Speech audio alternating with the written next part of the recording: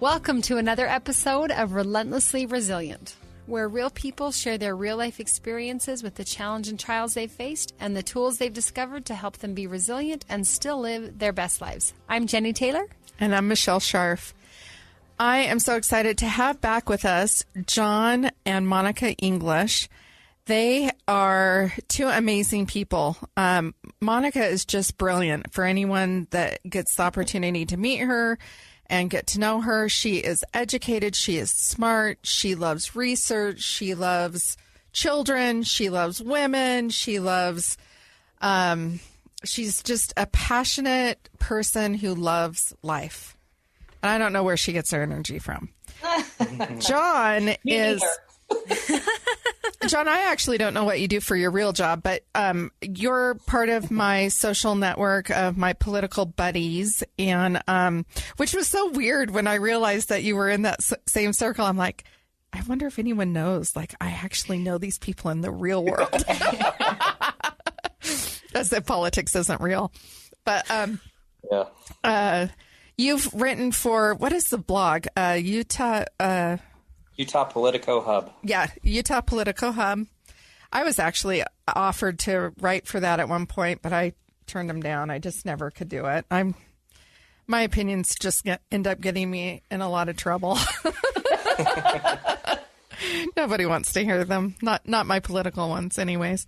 But so he writes on that as well, and just two really amazing, good people. Last time they were here, they were sharing a story about their daughter, Taleah, a little girl who I loved so dearly, a beautiful light, and she lost her life due to a illness called SMA, and she was 4 when she passed away. So when you were talking to us last, I believe that we had gotten up to the point of her funeral, and we talked about how you had a friend that was able to talk to you about really the options in different burial methods and what that means and what that does to the body. And you decided to create a very unique celebration of her life that was very much an embodiment of her life. And that is what inspired me to always be kind of looking, if unfortunately in my future I was to lose a loved one, that I would not do what most of us do, which is just have a church service or a funeral service. And so something more unique. Yeah, I wanted to celebrate. I was inspired by you to celebrate the life of my loved one, not just commemorate a life, but to really honor them and let it feel like something that they would enjoy. So I want to thank you for giving me that. We've never actually had this conversation in the real world, how much you guys have given to me in my life about these lessons that you've taught me, and in sharing Taleah with me, what direction that set my life off. And I just really appreciate you two so much. Thank you. So we're back, and so start us out. Tell us, you've had Taleah, they're doing some sampling on her spine, which was donated. Mm-hmm. And you guys have learned some information about your son, CJ, and pick up the story and tell us, the rest of the story. Well, the research they wound up doing went on for years and years. And I'm trying to remember where we left off with this, but we found out that my genetic makeup said that I had SMA. Yeah. So, CJ just wasn't following the path we expected. He was meeting milestones. He was rolling over. As this was happening, we got a call from the doctor that said, you know how you have that G-tube surgery scheduled? We need to hold off because there's something going on with CJ's genetics. And I said, okay. And they brought the whole family, me and John and all of our other kids in to take blood. And see what was going on, and found that while I'm a typical carrier, John actually has a full deletion on both genes, which says he should have SMA and should definitely not be walking from what they understood from what those genetic markers meant. Yeah. That led in fact, when I got the call from the doctor's office from a nurse that I knew really well to tell me that John's genetic testing came out positive and he has SMA, I kind of got really mad at I don't know, at everything. Just got really mad because I didn't know what it meant at that point. And I stopped in that phone call and I said, Teresa, you're probably really excited about this and everybody in your office. And she said, oh yeah, I can't keep that to myself because it was so, it was such a marker in research to find someone who had the genetic markers. Right. Because why would you look for it if they're up and walking? And no symptoms. Yeah. None. I mean, John was playing football with his brothers every week at that point. And so there was a lot that happened on the research front. I have a sister-in-law who is a nurse. And so Dr. Swoboda got all of the pieces to be able to take blood from like the entire family, all of John's siblings. And they did it with cousins too, didn't they? They wanted to do my parents, and then they wound up doing like my aunts. Yeah, John's mother died when he was 11, and so she wasn't available for the testing. But they sought out John's estranged father in Virginia. Wow! And were able to get blood and material to research from them. Discovered that there's 7 children in his family. There are 3 that have the deletion and no symptoms. So this is part of the reason Dr. Swoboda said she came to Utah, because big families in genetics make for a lot of exciting things that come up. So when you have 7 siblings with the same parents, and you have 3 of them with this anomaly, it makes it easier to research. Right. Although it took, just to give the end real quick, took 13 years for them to identify what was going on with our family. And that entire 13 years, they were testing parents of kids with SMA, thinking that's where they would find others like us that they could cross-reference. And were they able to find that? No. Oh, so you guys are like the $1 million winners? Yeah. What it turned out to be, and this was through very hard work of a researcher in Germany. Our DNA resides right now in the National Institute of Health and with a few different researchers around the world. But John and his siblings have a different genetic anomaly on a totally different gene that has nothing to do with SMA. But what it does is this particular gene heals the cell linings for nerves.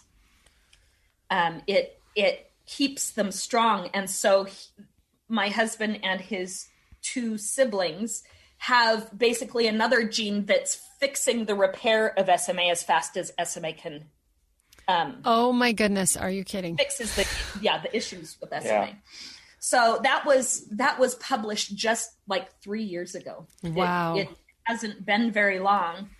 And it was really interesting to read the full medical article, because the end conclusion is that this gene and the mechanics for this gene could have implications for a lot of different nerve-based conditions like Alzheimer's and Parkinson's and oh wow, other things. And I'm not sure where it's gone since then, but I remember when CJ was a little bit older, they wanted to take from CJ and Jackson, who was born after CJ, also with a full deletion. And Jackson is now 15 with no symptoms. But they asked if they could take a skin sample for a DNA line at one point. And my little CJ would ask a couple of times a year, has my skin helped anyone yet? Has my skin made it so they can help people with SMA? Because he knew that he was giving to research. That this little piece and scar that he has on his arm that matches the one on Dad's arm, that matches Jackson's arm, that could help people. And he well, I'm mixing the story up. We should go back. So CJ wasn't showing symptoms. Jackson wasn't showing symptoms, and they were very excited about the possibilities. And then in 2007, we were pregnant with Tabitha, and they did the in utero and showed. Oh, you're skipping. Hold on. Where are you going back to? I'm going back to we adopted children. Oh, yes. You guys have so many kids. We do. When Taleah died, her life and the care she needed were so all-encompassing. It permeated every bit of our life, and we loved it. It was challenging. It was hard. It was bright and beautiful. And suddenly we were the parents of children who were normal, and we'd go to the movies and feel like something was missing because we had healthy, normal kids. It was just too easy for you. Yeah. We decided that with all the skills that we'd gained and the knowledge that we'd gained, it made sense to consider adopting a child that we could still put those really unique skills to use with. Yeah. And we had several failed adoptions. Every adoption that we attempted was of children with special needs, but things just didn't come together until we had a friend who had adopted internationally and paved the way for us to adopt in Zambia, had connections in Zambia. So 2006, I flew to Zambia. John stayed home with the other kids and work. And I brought home an infant girl. She's Mariah, and a 2.5-year-old little boy, Chris. And it was shortly after we got home with these two young children that we discovered we were pregnant again. Yep. Yeah. And So at this point, how many kids did you have? At that point, we had 4. Okay. Ethan, Nani, CJ, Jackson. and Jackson. And then we adopted Mariah. The 2. Mariah, so Chris. We had 6, and we're pregnant with the 7th. Yeah. And I'm like, that number 4 is not right. Now you're up to 7. Okay. Yeah. 7 at home is the way I often will say it when people say, how many kids do you have? Rather than going through it all, I say 7 at home, because then I don't have to get into the gritty details. Yes. Yeah. Okay. So we need to take a break. And when we come back, I want you guys to come in and tell us the progression of this and leading up to having Tabitha and Tabitha's diagnosis and what that means for your family. We'll be right back. And we're back with John and Monica English, and they've been sharing their story. They are up to 7 children at home, and they are finding out that, well, actually it's 6 children at home and a pregnancy. Yes. And so take it from there. We had an amniocentesis done, And it showed Tabitha had SMA and that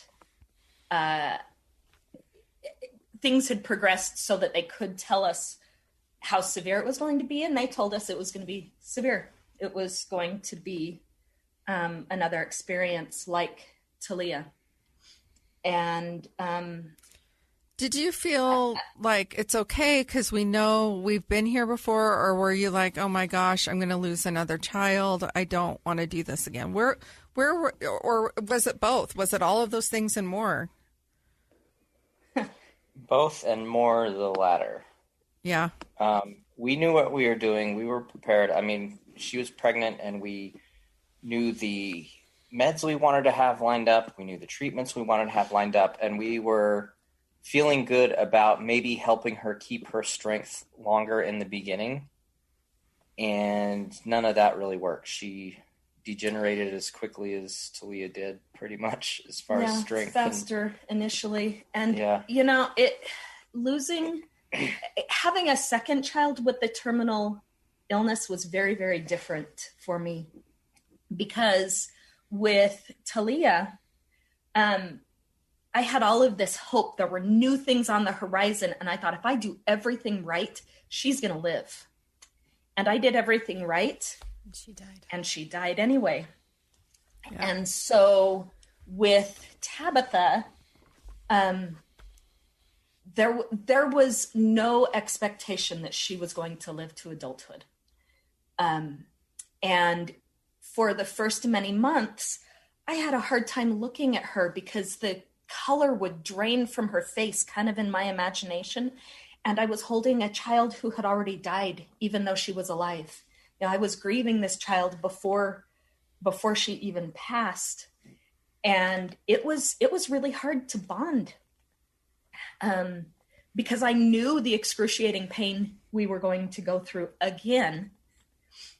With this one. And it's so interesting to hear you say that, Monica, because I had really removed myself, but I was still kind of voyeuristically watching your family and seeing this going on and being connected. And I remember thinking, I don't know how she can be this strong, how she could possibly be pregnant again, and to know that she's going to have to bury this child too. And then Tabitha also looked very similar. She didn't look like Taleah, but she did look very similar. She really did. And in fact, sometimes I get the pictures messed up. And you guys posted recently about Tabitha, and I thought it was Taleah at first. And then I saw the pictures come up through my feed again, and I realized that's not Taleah, that's Tabitha. Yeah. And so they had a real similar look. Yeah. Just because of the SMA and because they're sisters. Yeah. But they looked an awful lot alike. And so, if you think when she's born, I have her, I have Mariah, who's about a year, Jackson, who's about 2, and Chris and CJ, who are 4. So I had 5 children under the age of 5. Yeah. At that point, it was crazy. I loved it, but it was really crazy. The next time you tell me I'm crazy, Jenny, I promise you I have friends that are far crazier than me. But I get you on like the whole bunch of kids and I'm crazy, and I've never had a special needs child. I'm the one that goes to the movie with healthy kids saying, holy cow, I got way too many kids. So you've definitely got one up on me. I'm not going to lie. Well, we don't even go to the movies. What am I talking about? That's way too much to do with all of my kids. We don't go to the movies. Yeah. We're sitting on the couch with Netflix, people. Yep. Well, now we can't anyway, so it's okay. But yeah, I should say that while we sought out adopting a child or children with special needs, Mariah and Chris came home healthy and interesting. Normal. A normal, healthy newborn and a normal, healthy 2.5-year-old. And I felt downright guilty because I was so willing to take a child that I knew was going to need a family with these skills. And yet the children that came to us, they're healthy.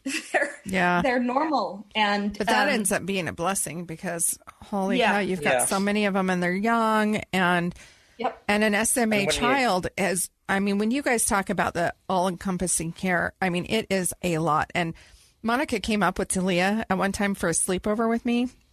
She pulls out the side of the van and the amount of equipment that comes into a house for an overnight stay, it was unreal. And I mean, the cares are pretty consistent. I mean, it's just constant. It's just a constant, it's round the clock nursing care is what it is. You were a full-time RN for your daughter. What's that? You were a full-time RN. It was like having a master's degree in nursing. I would tell people, the cares that I would start talking intelligently about medical things and have people say, oh, do you have an RN? And I'd say, nope, I have my CCC degree. That would be my critical care child degree. And that's where my medical knowledge came from. It came from necessity. Yeah. And a lot of research on your part, which not all parents do, but you were very invested. And that's the part of your personality as well. I mean, you're really intelligent and you enjoy researching. So, so tell us how long do you have Tabitha and what is that loss like the second time? So Tabitha lived to be 5. So she does make it a year longer than Taleah. A year longer. We were thrilled when she got to her 4th birthday. And one major difference between Taleah and Tabitha is that we never did get a tracheotomy with Taleah, but we did with Tabitha. She got it when she's about, I don't know, a year and a half old. And because of that, we felt like she was going to be able to last a lot longer. And there's always that hope of, as every year goes by, the researchers are getting closer and closer to finding something that'll help. So there is that. And one other thing I would just say is that when we had Taleah and we knew she didn't have much time, we submitted her for a Make-A-Wish trip, but she died before she got to go on it. And we wound up going to Disney World with our living kids, and there's a whole lot of hard stuff that went with that. Seeing the Disney princesses and knowing that Taleah wasn't there with us to be able to experience that and all that. Right. That's another loss. Yeah. So when we had Tabitha, we were determined she was going to be able to do it, and she did, and that was just an awesome experience. It was pretty incredible. I wanted to go to Disney World because I knew that they had the Give Kids the World resort just for Wish Kids, with medical care, and not medical care, but they had a whole system set up. If your medical equipment gave out, they would have one to you in hours. And so we knew we wanted to go there, but the doctors wouldn't approve Tabitha to fly. And so I arranged to drive with her favorite nurse across the country from Utah to Florida. And John flew with the other kids. So I left 3 days ahead and John left, handful of hours ahead, and we met up in Florida. Oh. But it was a sweet and beautiful experience, one that's really hard with terminal kids to time right, because I wanted her to be old enough to have it be meaningful, but I didn't want to overshoot and you didn't want her to miss it. Yeah. It was just hard. Wow. It's hard to figure it out. But it ended up working quite well because we went that January, and she passed less than a year later. So it was kind of it was a crown on her life. It was so beautiful to go to a place, the Give Kids the World Resort, where nobody asked what was wrong with her. Not once did anyone there ask what was wrong with her. It was she was just one of the normal kids, and absolutely everything was accessible. they got my kid who couldn't sit on her own up on a horse with her ventilator. Oh, wow. Got her riding a horse. And they had Christmas once a week, and there was a Santa, and we came up and he said, okay, how do you want to do this? How do you want to get her on my lap? And I said, oh no, she doesn't need to sit on your lap. It's okay. It would be too hard. And he looked at me and he said, Mom, this is the one place where we can make this work. She deserves the experience of sitting on Santa's lap. And I went, you're right. And it took a lot of maneuvering with all of her equipment, the things that were attached to her, to get her into Santa's lap.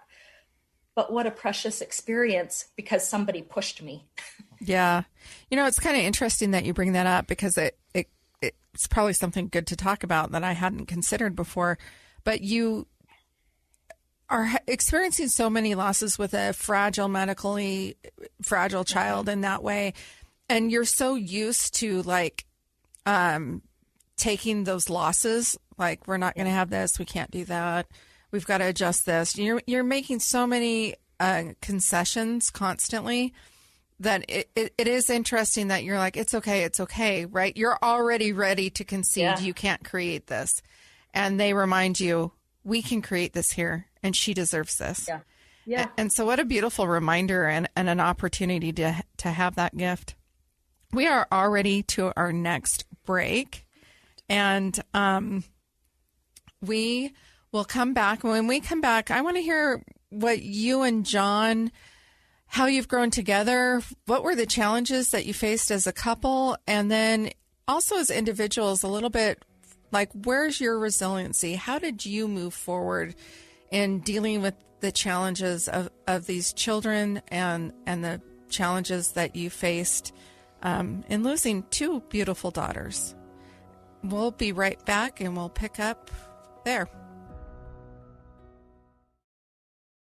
And we're back with John and Monica, and we've just heard how they were so fortunate and blessed to be able to create a Make-A-Wish trip with Tabitha, something that Taleah never got to have, and just the beautiful moments and the ability to feel like she was a normal child and be able to do things that she hadn't been able to do out in her daily life.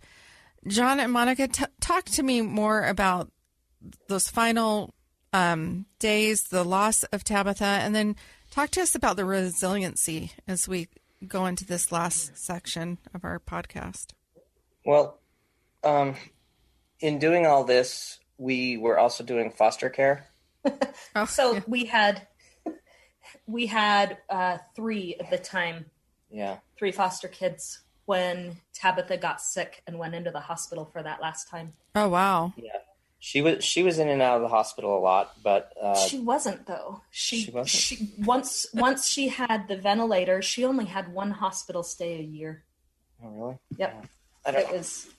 I know, John. It just starts to blur. I don't know. Right? Primary Children's was our second home, and when we had Tabitha, and then we were going back there, I'm like, it's this place again. Right. No. I should mention that when we went back with her to the hospital, they had the cough assist. They had protocols in place. I came in ready to fight like I'd done with Taleah, and there was no need because the things that I had fought so hard for had become protocol. It's so awesome. Yeah, so that had to have been rewarding RTs for would ask you. us what to do, and it was much different the second time around. Was that rewarding in a way to know? I mean, I think of your sweet son asking if his skin had helped someone else. Your battles surely are helping other parents with SMA children, not just your own the second time around with another daughter, but to know at least some of this has helped someone else and shown many people, progress. Lots of people. Yeah. Which is why I wanted to have these guys on. I mean, it's an amazing story. Not only is the family has donated this tissue and there's that level, but you did get all of these protocols established for the cough assist, and you basically actually helped them to figure out how to use it and how it was beneficial. Yes. Yep. Yeah. So that last time, it was in October. She had just turned 5. She got sick. It didn't seem to be any it didn't seem to be an unusual sickness. Sometimes we had to go into the hospital for kind of tune-ups, but this time we went in and things went badly pretty quickly. There was it was a respiratory illness, but there was a moment when I couldn't wake her up. And I knew something was wrong. And I remember John calling me and saying, "Hey, Monica, you've been up there for a while. The kids back here at home need you." And I broke down crying and said, "She's so sick. She's so sick." And I think having to say that made me realize that at that point, I didn't think I was going to take her home. And she didn't ever wake up. She was on machines, and we had to choose the time to take her off the ventilator, which was a whole different experience. And gosh, Taleah's death, for all the shock of it and the timing of it, was so young. I want to die like she died, surrounded by my family, suddenly, without knowing anything's coming. Yeah. And Tabitha didn't have that kind of a death. We had to go through watching her systems break down one by one. And I remember even though she had been in there a while, I still kind of had that hope that she'd eventually get turned around. And then when the doctor showed us what her brain activity was, that was the first time it really hit me that no, this isn't gonna get better. And she was in there a while. I mean, it was, I don't know, 2-3 weeks, and just, working on her. And we did finally just get to the point where we knew we would have to choose the time to. Yeah. We waited. My sister flew in from North Carolina, and once she was there, we said okay. And she was, they just took her off the blood pressure medication. Honestly, they left the ventilator going, and that was enough that it took a few hours, and it felt like forever as we knew she was going to die. And we make the choice to take her off, and then we waited for hours after that for her to pass. Yeah, we did similar things with the funeral, except she loved Alice in Wonderland. And so we had a big tea party for her funeral. And it was beautiful. Resiliency. How us. Well. Some of it's not. Some of it's being willing to be forever broken by the experience. And offering myself and my husband grace when you realize, like, I have anxiety that I didn't have years ago. And I recognize that stems from the hyper alert, hyper aware life we had to live when a beep meant that my child might be dying, and I had to get there right then, no matter what I was doing. So part of the resiliency is just being willing to be broken. It reminds me a lot, I forget the name for them, but there are Japanese jars where when they break, they don't throw them away. They create a paste with gold, and they fill in the cracks with this gold fill, like a mortar, and put it back together with these lines of gold through the pots.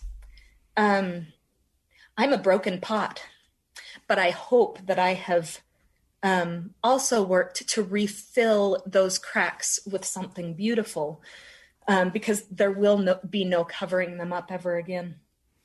I feel the same way.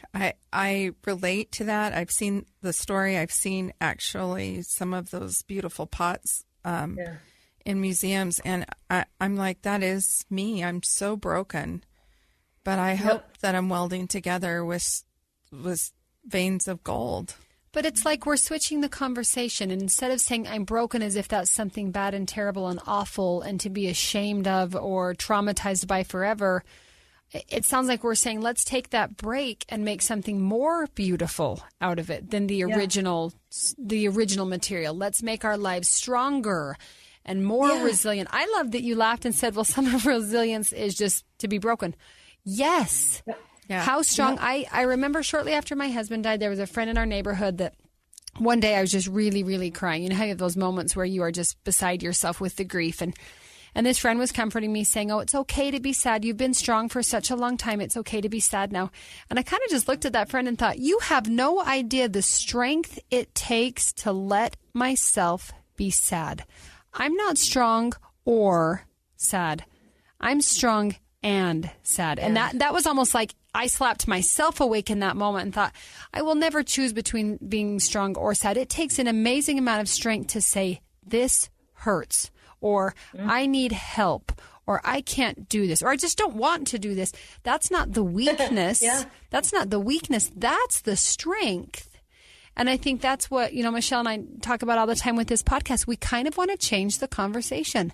Stop telling me I'm broken and look at the gold that I'm really working to fill in those cracks. And before I die, there's going to be some more cracks, and I hope they're even more beautiful than the ones I've got now.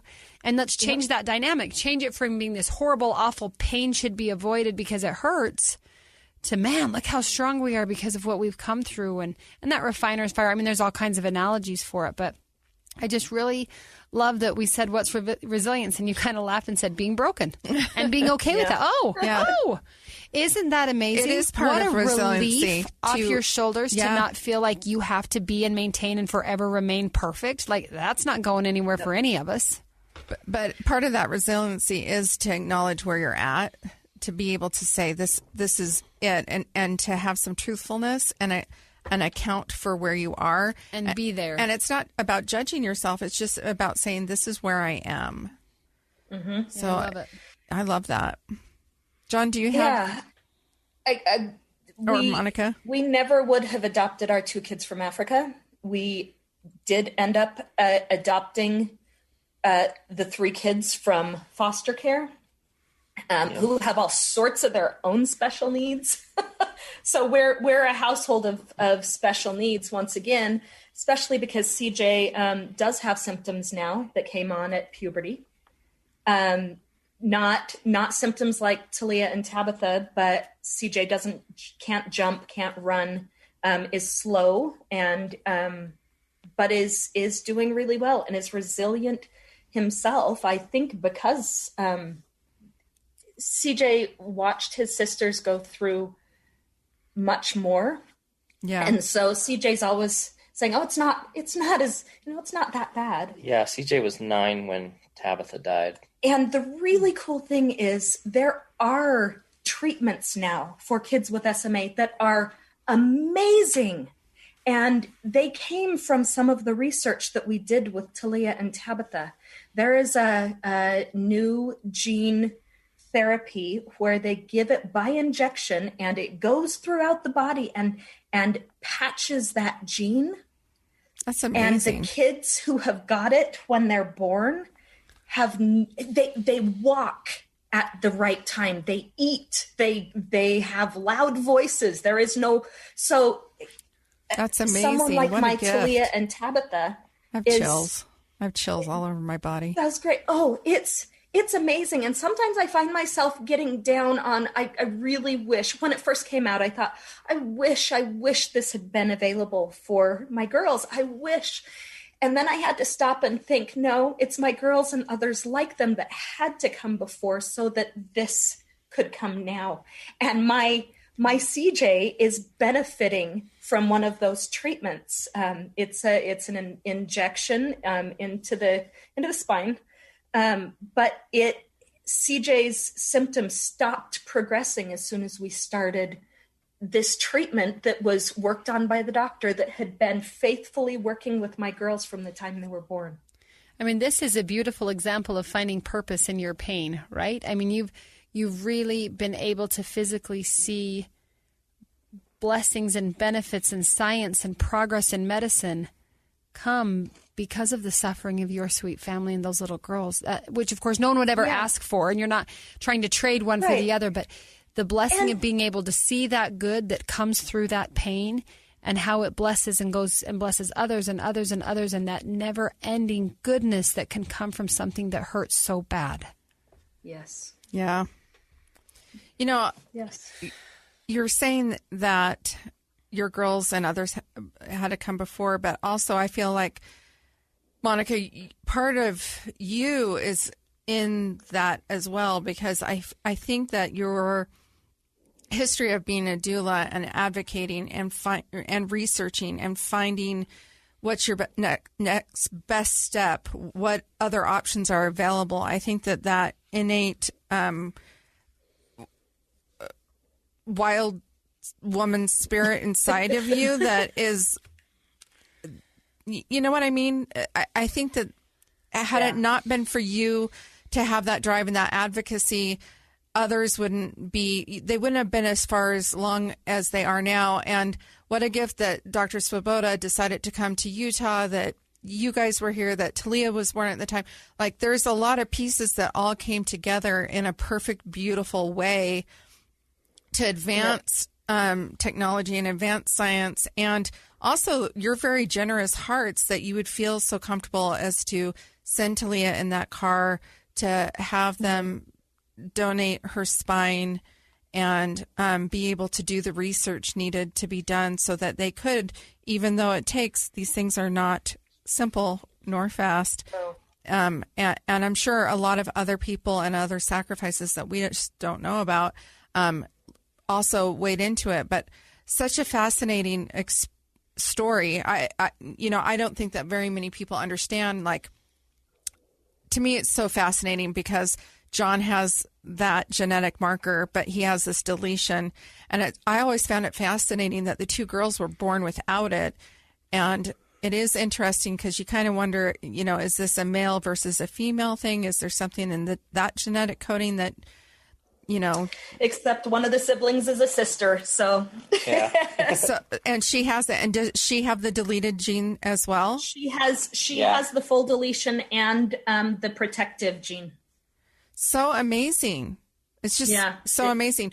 But then I was going to say, but it is interesting that as CJ has gotten older, he's actually had some deterioration. But, it's a fascinating, these more rare diseases. And SMA is not as rare as a lot of other, I have so many friends with rare diseases. It's like, well, how do you, on what scale is the rare, like, when does it move out of the rare category? I don't know. Right. But it's just such a fascinating story. And I'm really happy that you guys were willing to share it with us and our listeners. And I just think that you've done so much, not only for SMA families everywhere, but you guys have been a gift to me. Your story and watching you guys and watching how you move through your grief has taught me so much. And it taught me, this was many years ago. And so it's something that stayed with me. It's something that I've carried with me. And it's something that has really helped me as I move forward and would eventually lose John. So thank you for sharing your lives with me. Thank you for being my friend.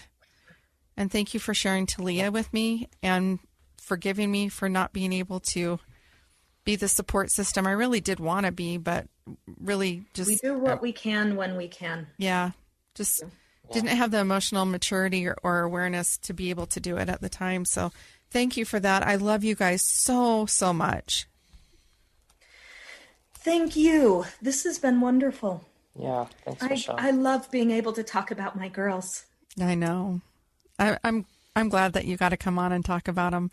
We could talk a lot more about a lot of different things than we probably will if you guys are game. So Sure. As this podcast goes, so many people are reaching out. It's pretty exciting. We're getting lots and lots of new listeners, some from out of state, and people are reaching out and wanting to be on. So, thank you for being a part of this, and we'll be in touch and let you know when this airs. Yeah, thank you for sharing your hearts with us with this story. And to our listeners, thanks for joining us. Thanks for sharing your hearts and this human journey that we're on together with all of these trials and struggles and yet the moments of triumph along with the tragedy. And we're just grateful that everyone is in this together and willing to kind of help one another as we take one step forward at a time. As you're listening, if you feel like you've got a story that you're willing to share, or you know someone who's just got a great human real-life experience, we would love to hear from you. You can email us at rrpodcast@ksl.com, or you can find us on social media at Relentlessly Resilient on Facebook and Instagram. And so reach out. We'd love to hear your story. We'd love you to be able to share it with our audience and be able to have that joint healing that comes as we share and as we listen. Remember, whatever you do today, please remember to be kind. You have no idea the struggles other people might be dealing with in their lives. Take care, everybody.